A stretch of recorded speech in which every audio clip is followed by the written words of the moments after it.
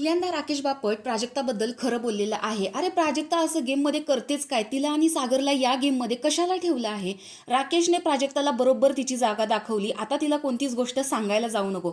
अरे तिच्या पोटामध्ये काहीच राहत नाही. अशा प्रकारच्या भन्नाट कमेंट्स या प्रोमोवरती आलेल्या आहेत. चला तर बघूयात नक्की प्राजक्ताने काय केलेलं आहे आणि राकेश असं का बोलतोय.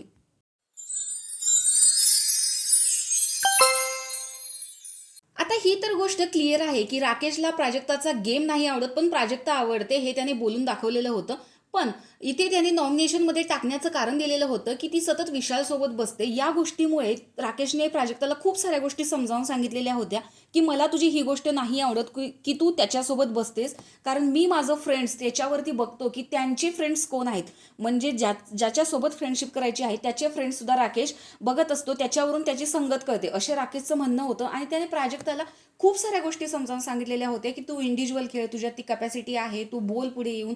पण प्राजक्ताने तिथे बैलासारखं मान हलवून त्या गोष्टी एक्सेप्ट केल्या आणि याच गोष्टी आज तिने सागर आणि विशालला जाऊन सांगितल्या.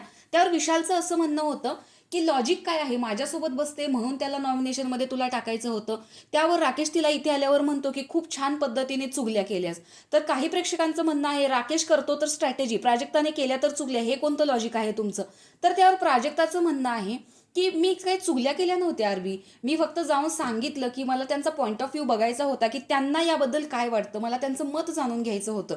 त्यावरती राकेश तिला सांगतोय की तेच सांगतो ना मी तुला, तुझे अलायन्स नाहीये, तुझा पॉईंट ऑफ व्ह्यू नाहीये, म्हणूनच तुला मी नॉमिनेशनमध्ये टाकतो. आणि हीच गोष्ट राकेशची जी प्राजक्ताला बोलली गेलेली आहे की तुझा पॉईंट ऑफ व्ह्यू नाहीये, तू त्यांचा जाणून घेतेस म्हणूनच मी तुला नॉमिनेशनमध्ये टाकतो. या गोष्टीला सगळे प्रेक्षक म्हणतात की आरबीने पहिल्यांदा प्राजक्ताला बरोबर ओळखलेले आहे आणि ही गोष्ट आरबीने बोलून खरंच खूप बरं केलं. तर प्राजक्ताचा गेम तुम्हाला नक्की आवडतो की नाही आणि आरबीने मारलेला तिला टोमणा तुम्हाला कसा वाटलाय कमेंट बॉक्समध्ये नक्की सांगा. अशाच व्हिडिओच्या रिव्ह्यूच्या अपडेटसाठी आपल्या चॅनलला सबस्क्राईब करा. तोपर्यंत बाय.